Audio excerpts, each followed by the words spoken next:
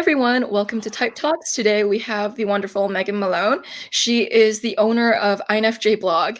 She is the real deal, okay guys, like bona fide INFJ. And she has a book on You blush. INFJs. Yeah, and it's amazing. Like, yours is my favorite INFJ book so far out, so like congrats, like mini applause to you.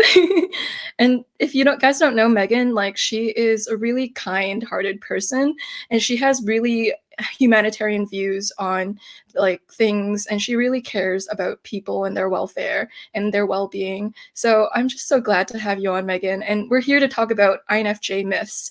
So would you like to start us off, Megan, on some INFJ myths you know about? Sure. Well, first of all, thank you. That was all really nice to say. I think the same about you. So you're a great INFJ also. So really glad that we're able to talk today.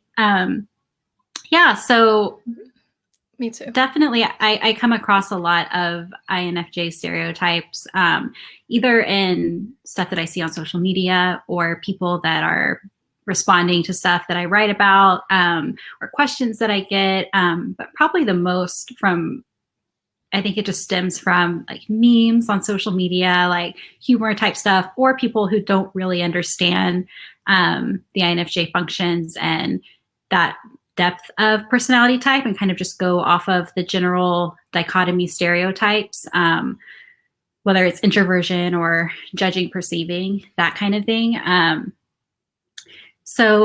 can kind of go through some of the big ones that I've heard in terms of INFJs or that I see. So one stereotype I think that comes up a lot has to do with, again, the judging and the perceiving dichotomy with type. So obviously there's a lot of judger stereotypes. Judgers are super organized. They need their environments to be clean all the time. They need, all this structure and control over their environment and stuff like that. And while that is true of some judgers, I think that that's not all of those stereotypes are always applicable to INFJs. And part of this is because, and you obviously know this, Joyce, but part of it has to do with, INFJs don't lead with a judging function. We are judgers in the MBTI, but our dominant function, introverted intuition, is actually a perceiving function. It's not a decision-making function. And so, the natural mode of operation is not judging focused. It's kind of a secondary or a support to us. And that's the same with all IJs, all introverted judging types, actually. So some judging kind of stereotypes that might be more true for some judging types, like the extroverted judging types, may be somewhat less true. And I think especially when your dominant function is introverted intuition and you're focused on kind of perception in the abstract, so soaking in a lot of information and trying to understand different perspectives and ideas and concepts and stuff, that's always going to take priority over most of the time is going to take priority over your second auxiliary function. And so, like for me, I consider myself, even for a judger, to be fairly flexible. And, I don't personally identify with a lot of those super hardcore judging stereotypes. And I think a lot of INFJs would agree. While there definitely are some of the stereotypes that make sense, definitely not all of them. I think that IJs don't always get enough credit for being more flexible and adaptable. And, it's nice to have, your house in order and stuff like that. But I wouldn't say that, being a super stickler for organization in all forms is like a core trait of the INFJ, if that makes sense. That makes a lot of sense. I think that organization in the judger sense, like the stereotypical sense, applies more for SJs because they like things to be clearly defined. So Right. Because they're sensing and judging, they like SJs tend to place more emphasis on the stereotypical judging traits, while intuitive judgers, so NJs, don't really care as much about having the sensory in order like a SJ would. So sometimes NJs can be more flexible with the outer world, because what's most real to the NJs, what's going on in like the mind and like their thoughts about things. So like what is orderly in the environment takes second place, so it's like an afterthought, but what feels the most real is the thought process inside the head for the NJ. Yeah, that's a great point. The SJs are more focused on the immediate environment, surroundings, and everything like that. So I think that's a great additional point, is that they're going to be more focused on that type of organization. Whereas for an NJ, it's not going to be a top priority. Mm-hmm. Mm-hmm. Awesome, Megan. Do you have any more myths that you'd like to talk about? Sure. I have a ton. So another kind of, again, related to the dichotomy, misconceptions, I think, are just the general introverted misconceptions. There's a lot of stuff out there. There's things that say all kinds of stuff about INFJs, whether they're the most extroverted introvert or they're the most shy introvert. And I see a lot of people sharing that kind of stuff. And I feel like that's, unfortunately, it creates a lot of misconceptions around the type. I think some people expect if you're an introvert, you're going to be extremely shy and timid and anxious. And I've had people ask, like, when I did a video, they were like, if you're an introvert, how can you do a video? I'm like, well, okay, so there's definitely still, which is surprising because I feel like there's so much information about introverts out there that if you're someone, even somewhat interested in type, you would understand, what an introvert is, but there's still a lot of misconceptions when it comes to that. And so, again, it's everyone, even whether, regardless of type, you're going to be kind of on that spectrum of introverted and extroverted. And some INFJs are going to be more introverted than others. And some are going to be, they're going to have developed their extroverted feeling function a little bit more or a little bit earlier in life because of circumstance. I personally think that personality type is rooted in nature. So I believe that it's like innate, and I don't believe that our personality type changes over time. But I do believe that a lot of our personality is also shaped from our environment and from nurture. And so that's something that is not always considered as much when we're talking about personality type. There's some beliefs that type is very, black and white, straightforward. You're this type and you have to be a certain way. And I think that's only like one piece to the puzzle. I think a large part of our personality and how we develop over time is linked to our experiences and our environment and stuff like that. So I think that the introvert misconceptions in general are kind of a myth too. INFJs can appear social, they can appear shy, just like any other type. And so that's another one. It's true. You have anything to add on that? Yeah, I find like for some introverts, people mistaking them for extroverts because they talk or like they're slightly expressive. Like at the personality hacker event, I had someone come up to me and tell me, there is no way you're an introvert. You're 100% an extrovert. There's absolutely no way you are an introvert. And I'm like, you've known me for like what, like 1 to 2 to 3 days? And I'm like, okay. And like, yeah, there's a box we put introverts in that's not accurate. Yeah. And it's surprising that even people who are so into personality still don't understand it in that way. And I don't know where like the disconnect is. Like, how are we talking about introversion, extroversion still, that people aren't understanding that like you can be social and still be like an introvert, and that it's actually rooted in like how you get your energy and stuff like that. And the ones of personality type, what is your dominant, function that you operate with? But absolutely. Yeah. Mm-hmm. I 100% agree. Words of wisdom there. I feel like extroverted functions, they're more about interacting with the external world, while like introverted functions are more about refining the contents inside their own mind. So like you may not notice someone is doing an introverted or an extroverted process, but maybe if you study the cognitive functions, it becomes more clear. So yeah, to the audience, I guess, like in general, but completely agree. Also, there's a myth about INFJs and how they're emotionally deep and feeling all the time, or that Would you like to comment on that, Megan? Yeah, that was actually the one I was going to bring up next. We're Oh, on the same hey, wavelength. mind sync. Yeah. Yeah, so that's another big one, is that INFJs are super, emotionally deep or very sensitive emotionally to things. And I think that misconception is rooted in a misunderstanding between the INFJ's extroverted feeling and then introverted feeling, which is the function used by the IFP types or EFP types as their dominant or their auxiliary. Mm-hmm. And so I think that for an INFJ, they're not necessarily going to always, be personally, take everything that happens to them personally to the level that an FI user would. They're not looking at events in that way. We're not looking at it like, how is it impacting me emotionally?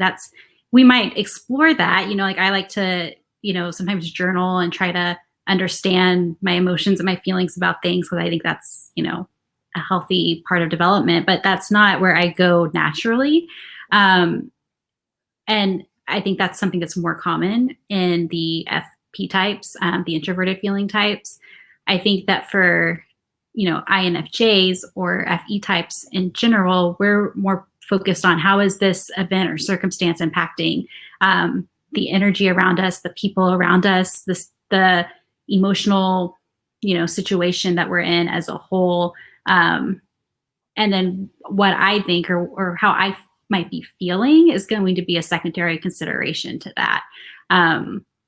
So, in a moment, for example, I could have someone, at a party say something jokingly to me that maybe is kind of rude or something, or maybe offensive. And in the moment, I might just kind of be like, haha, that's funny. You're just making a joke. It's not a big deal. And then maybe like later on, I'm like, well, maybe that was kind of like not a great thing to say, like, should I have taken more offense to that? That's kind of a very basic example, but I think that kind of maybe helps people understand the difference. It's not immediately taking in and then thinking like, oh, I need to react because of how I feel. You're thinking, I need to react because of how it's going to impact my environment. That's so true. With extroverted feelers, they can kind of be oblivious to their own emotions too, because they're looking at the emotional impact on their environment, like Megan so eloquently put it. Like they're kind of like gauging the effects it'll leave on the situation around them, the relational results, or like the how it'll emotionally process with other people. But it's like we're kind of oblivious to our own reaction to things, or we selectively tune to keep it as an afterthought because we wanted to put the priority as how people are feeling in the moment, like other than you. But then you can also include yourself too. But it's like Right. there's an obliviousness to your own emotion because we aren't always deeply diving into our own responses like an FI user would. So I kind of see like FI users have more of a tolerance for going underwater. So when an FI user wants to explore their emotion, they'll dive in deep and they'll stay down there deep and they'll stay there to understand the emotional harmony within themselves. So FI is just staying underwater, but like FE is more of it needs to come up for air, or it needs to like surveillance the emotional states around them or the emotional equilibrium around them. So they cannot stay down in the water too long because that impacts their ability to see how other people are reacting. So there's kind of a trade-off. When you FI too much, you naturally trade off a bit of the FE. And when you FE too much, you accidentally become oblivious to your own emotions. Right.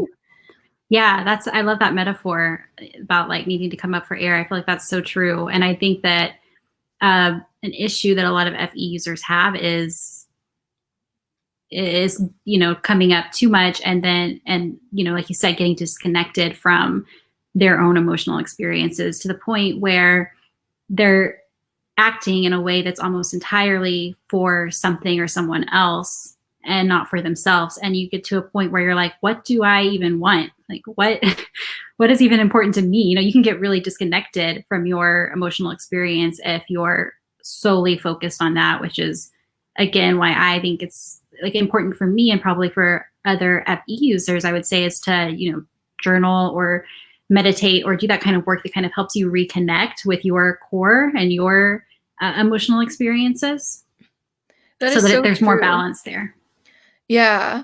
And I feel like INFJs, because they're a dominant perceiving type and they're not a dominant feeler like an INFP or an ENFJ, like they don't have feeling as the first function and they have feeling Mhm. as the second function, but they lead with NI. So that means like they kind of lead with their insights about humanity, or they lead about their like ideas about how things are leading people and like how people feel and where that culminates to in a Mhm. very abstract way.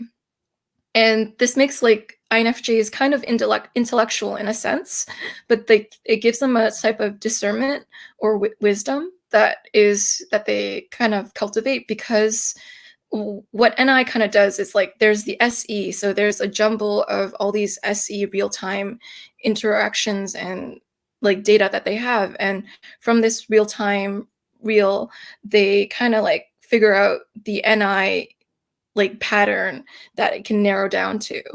Like it's kind of like they find the invisible thread of NI in it, and they kind of understand where that leads to, why it's significant. They kind of pursue a train of thought to its end, and they kind of flesh out ideas to their fullest.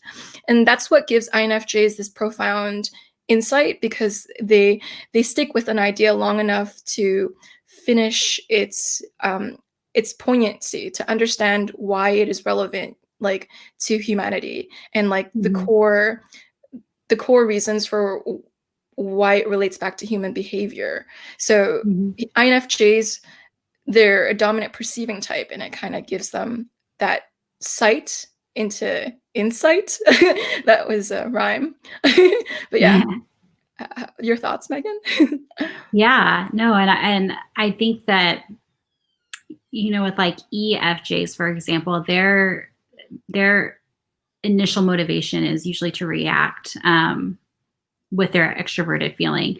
And like you said, since our dominant function is perceiving, it's going to be a slower reaction, I think, in a lot of times. And you can even see this with like what's happening in the world now. Like there's a lot of emotional turbulence, and some types are going to be the ones that want to step up and say, like, what can I do to help and stuff like that. I think that INFJs are going to be more likely to kind of be taking it in for a long time first. Like, what is actually going on? What do I know? And what can I learn? And like, how can I understand this moment in time in this like super comprehensive, holistic way in order to then, be the best, I can be in this kind of situation. Like I still want to be able to help others or help humanity or help in some way. I have that urge to be able to somehow offer something that helps people, but I need to spend that time really taking in the situation and figuring out, all the different emotion going on with it, all the different experiences people are having, all the different ideas, and really understand it more fully and comprehensively before I'm going to feel comfortable, acting on it. And I think that goes for everything from small situations to big global, situations. Absolutely. I totally agree. It's almost like INFJs examine something from a detached, distant bird's eye view first before like allowing Right. themselves to react, because it's kind of important for INFJs to understand it first before placing a judgment on it, which is functions lower down than their perceiving function, if that makes sense. Mm-hmm. Yeah. Any other stereotypes, Megan? Or myths? Um, let's see. So I think that one myth about extroverted feeling, I'll say one more thing about the feelings, is that it is insincere or inauthentic or fake. And I think that sometimes people, especially if they don't value extroverted feeling, can see that, whether it's from an INFJ or any other type with extroverted feeling, as hard to trust. Like they don't trust it because it seems, from their perspective, not natural and not authentic. And so I I think that when an INFJ is kind of operating from that extroverted feeling place and expressing themselves in that way, which a lot of us do a lot. Not everybody is as focused on their extroverted feeling, but a lot of us are. I think that cannot always come across as sincere. And I think that, again, this is just not understanding what the function actually feels like and what the experience of the extroverted feeler, is. Yeah. It's not to put on a mask and fool people into thinking that you're this certain type of person. It's really being focused on what the other person or the group or the situation or whatever it is needs, and then trying to meet that need. And that's not a thing that they're like, oh, that would be nice for me to do, so I should do it. It's just a natural, like, innate, how do you explain, like, a mode of operation for the extroverted feeler. And so I totally understand how people could take that as seeming fake or insincere, but that's not the place that it's coming from. So I feel like that would be another myth. That is so true. By the way, speaking of FE, Megan has like a really melodic FE voice, guys. So like if you listen to the tonality of her voice, it goes up and down and up and down. And it has this really like nice flow to it. And it's kind of like feelers, they have a voice that is kind of pleasing to the ear of the person listening, because it's kind of like they're emotionally connecting with their listener, because emotional data is what the FE wants to pick up. So it's kind of it's not coaxing, it's like a natural response to like FE users have when they talk. Some of them have the melodic voice, and Megan really shows off her. I'm sorry for putting you on the spot. No, it's okay. When you said that, it made me think of the other people that I know that I've suspected were INFJs in the past, like just people I've come across in different situations. And I never really, like, how you just get a vibe read off people, and I never want to like type someone fully off that because you never know. But the times that I have kind of gotten that vibe, I think that probably that's had something to do with it. I think that I don't really like think consciously like, oh, their facial expressions are FE, but I think that you do notice patterns in how people talk and express themselves, and you kind of associate that with certain types. So I can see where you're coming from with that for sure, even though I've never really like I never read about that with INFJs specifically. I feel like that makes a lot of sense to me. Yeah, it's a cool thing that it's kind of like when you're a car mechanic, you realize when certain cars come into your garage that they like you hear an engine sound, and you can realize that, oh, the car probably has this problem because I recognize this engine sound from the other INFJ cars that I've had, and it's a common reoccurring pattern. And as you type people, you just realize that that's a thing for some of them.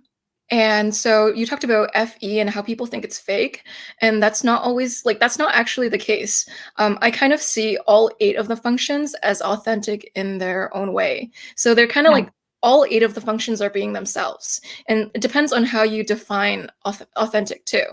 And FE, it simply has different priorities than another function. So FE kind of places the importance of the relational dynamic and the relating to others and bonding with others, or like bringing up their relationships and like fostering good relationships.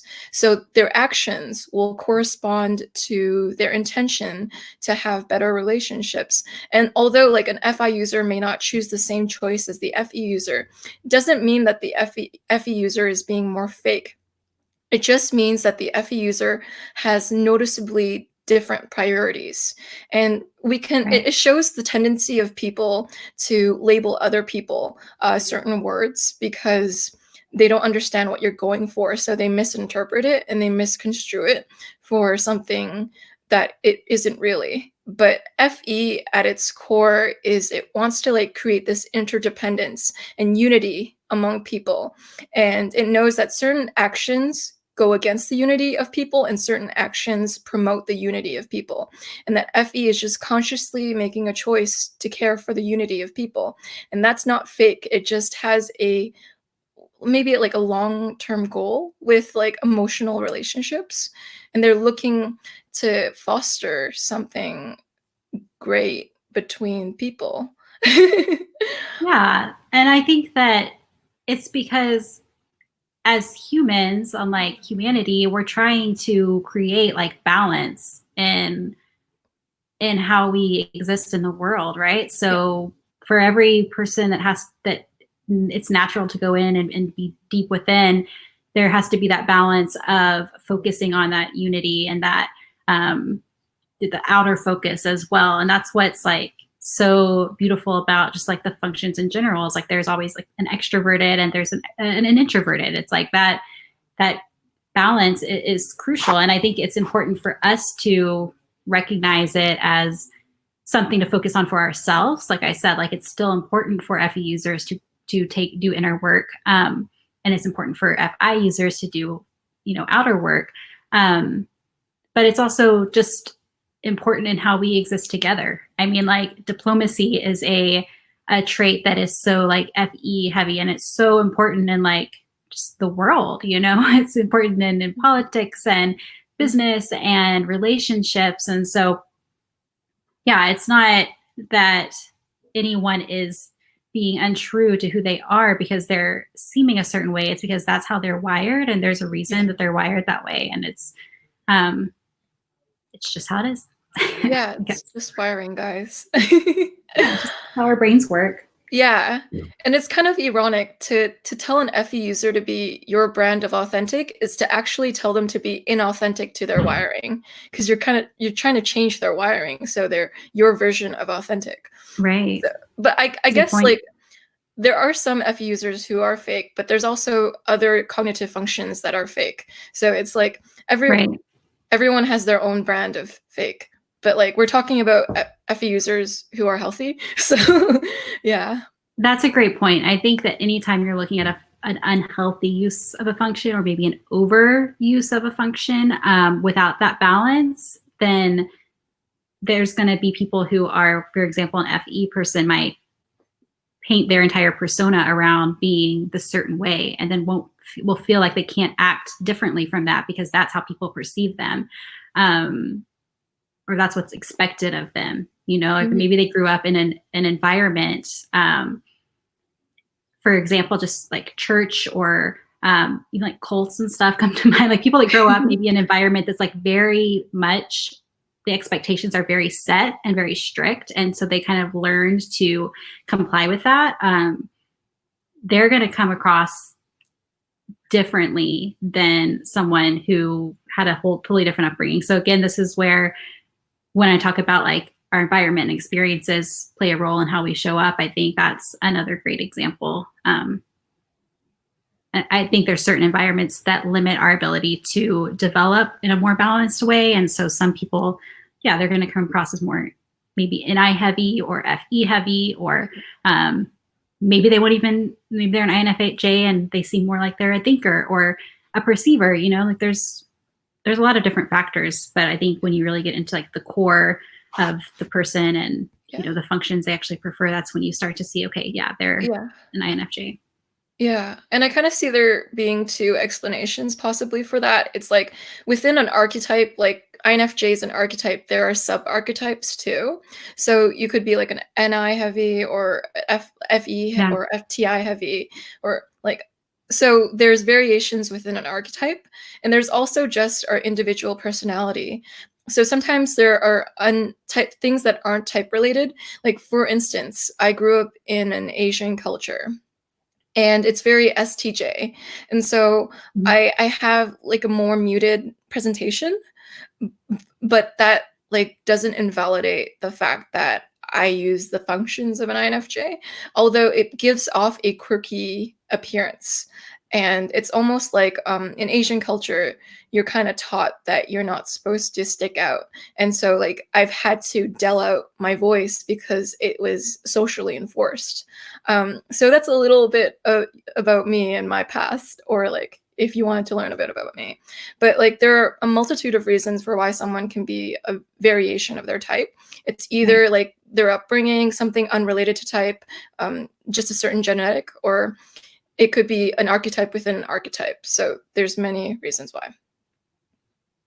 Right. Great point. Sorry. Oh yeah, Megan, do you have any more myths you'd like to talk about? One of the biggest myths that I think we could talk about is really it's like a question, and I've written about this on my blog. People are like, are INFJs like psychic? Like, do you actually see the future? You know, this is a myth rooted in the misconception of introverted intuition, obviously, as a dominant function.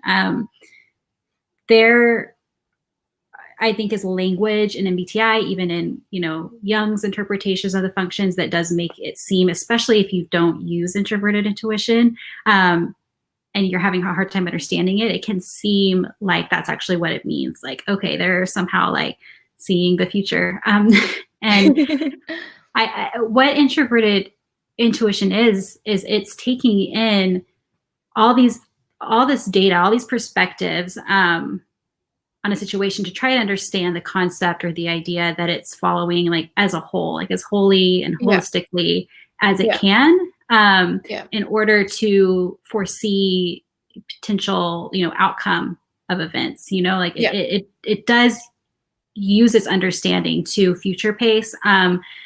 But again, like what someone knows, if they're an INFJ, is going to be what they've taken in, whether it's something that they've learned about something or something they thought about, so if it's a concept or a situation that an INFJ is not super familiar with, they might try to do that future pacing because maybe that like seems natural to them, but it's not always going to be accurate in that case, like it's not that, yes, since we try to understand something holistically and we future pace, that we're just always coming up with these accurate conclusions. I think that in mature, healthy INFJs that do take that time to really like get into the perception process and really soak in the information and understand the idea or the concept or whatever for what it is, there's going to be more long-term like accuracy in those types of conclusions. But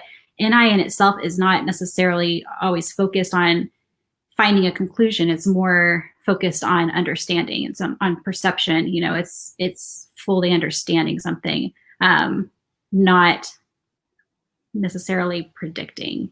Does that make sense? Do you resonate with that? That makes sense. It's like INFJs just want to like completely fully understand a concept, or like it's almost like they want to wrap their head around all these different perspectives and how they're pointing at this common thread or this this holistic concept beneath all of these differing perspectives. There's like this meta perspective that is the most pinpointed at the concept. So there's like all of these shattered versions of a perspective that you hear, like, for instance, you have the concept of water, and it's solid, liquid, and gas state. So with these multiple perspectives, you can link it back to this meta perspective that it is water. But it's, of course, it's not that simple as that, but it gives you a grasp of like what NI does generally. It takes it all, consolidates it into the meta point in it, if that makes sense. So it's like defining the undefinable, or it's like making sense of multiple perspectives and like narrowing them down to one. Right. Yeah, that's a great explanation. Like I see often, NI as defined as, depth, whereas NE is more breadth. It's more focused on these different possibilities, where NI is kind of more like a filter. It's taking these different perspectives that it collects, or these different patterns that it recognizes, and it's filtering it down to say, what does this mean? How is this stuff work together or whatever to, create some sort of significance, meaning or whatever. And so I think, yeah, that's, I guess, how I would it expand makes on that. sense.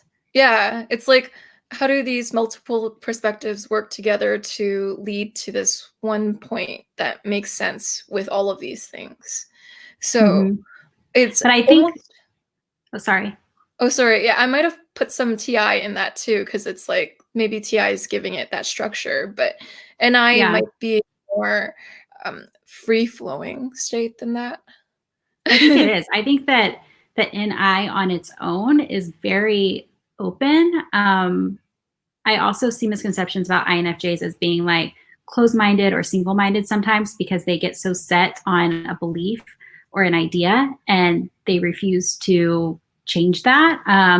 I don't personally, maybe in some ways, but in most cases, I don't relate to that at all because I think that new information is only helping me to understand that idea better. So why would I get focused on an outcome when I have new information that's helping me to mold that outcome into something that makes me understand it better? So I think that maybe unhealthy and I can be, again, we talk a lot about like the unhealthy or whatever, or less developed in but I think that in on its own is not about I'm right, you're wrong, anything like that. It's about taking in that information to understand the core of whatever idea or abstract concept or whatever it is that it's trying to make sense of. Yeah. So NI wants to make sure it gets the core of a concept like as well as it can. So it won't Mm-hmm. like it will not double down on factors outside of understanding the core concept because I think that being single-minded is kind of like distracting you from actually understanding the idea in its Yeah. entirety. And that like NI its purpose is to like get closer and closer to feeling out an idea. It's kind of like a way of describing NI that a lot of people use is an elephant and like there are five blind men and an elephant and someone knows about the ears, another blind man is touching the feet and another is touching the leg another is touching the tail. And from these blind men, you get closer to feeling out the elephant. And for the NI user, it's kind of like that idea that they're trying to feel out. And to be single minded is to take away from the NI trying to piece together this abstract idea, which is it's like what fulfills it the most. And it wouldn't take away from that fulfilling process because that's like what NI goes off of, if that makes sense. Yeah. And I think that even when we're talking about like information that's totally off base, I do think NI can, when it's developed enough, can be quick at filtering out what's not relevant, right, to Mhm. the idea. So Yeah. maybe you're thinking about something and you see something that's like an outrageous conspiracy and you don't find any links to what the actual topic is. Not saying that like NI users can't be like believe in conspiracies or something like that. I think it just depends. Like it's just you can kind of filter out if there's not a connection, like this isn't actually linked. There's no way this is linked, so I can filter that out. And maybe in that sense, you can seem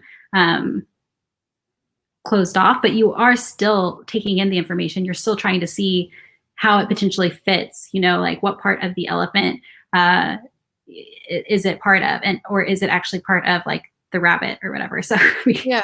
put it, Yeah. we put it away. It's not connected to this specific idea. Yeah. And I think that NI can do that pretty well and Yeah. pretty quickly on its own.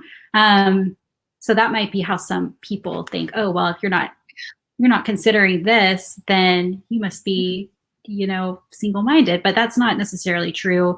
And for an INFJ, especially when it comes to people or groups or societies and stuff, like it wants that whole perspective.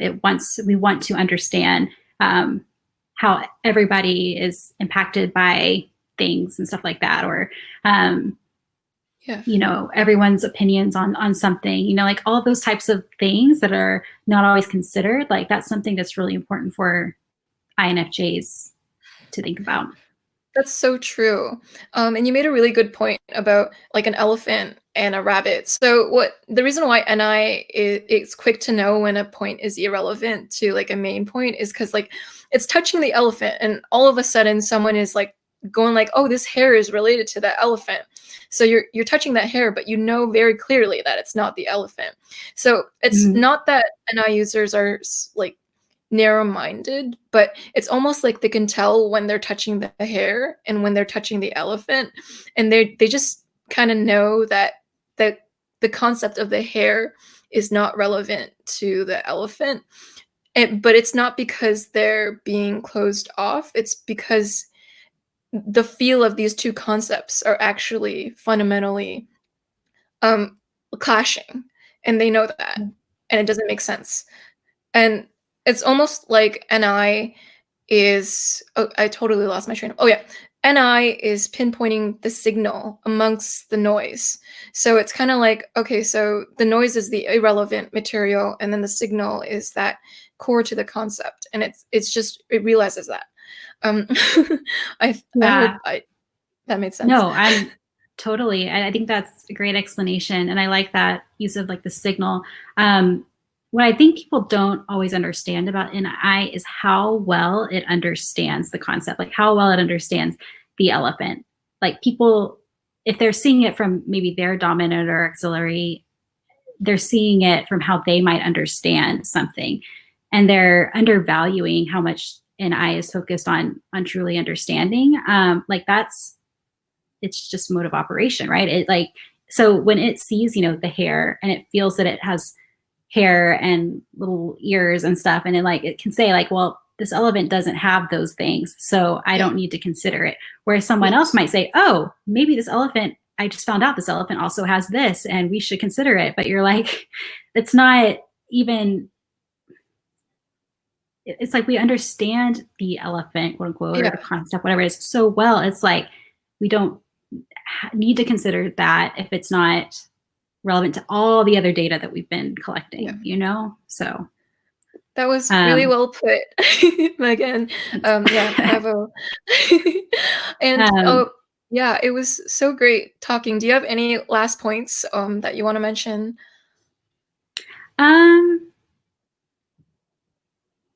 No, I think that was all of my misconceptions and myths. Cool. So thank you, Megan, for bringing all your wisdom, your gold nuggets, your insights to this show. I appreciate it beyond words. You are very intelligent, kind, smart, and caring. And I'm glad that you proliferate these good traits into the world. So thank you for that. Yeah. So I just wanted to, tell you how you're awesome in my eyes, and you will continue being that awesome, and to me, and also to other people, because I'm just telling you what everyone else thinks. But you're being so nice. Thank you. And and sending words of affirmation your way, because awesome people should know that they are awesome.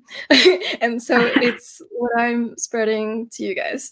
Well, and I hope you are also awesome. I'm not gonna make this an FE fest or anything, but I think the same with you. Yes. Well, I was about to return it, but then we don't have all day, so go back and forth forever. Yes. Indefinite FE Fest. So thank you guys for watching. You guys are the best, and so is Megan. She is also the best. But have a great day. I hope life treats you well during the quarantine, and that you're able to stay safe, y'all. I care about y'all. Bye-bye. Bye. Thanks, Joyce.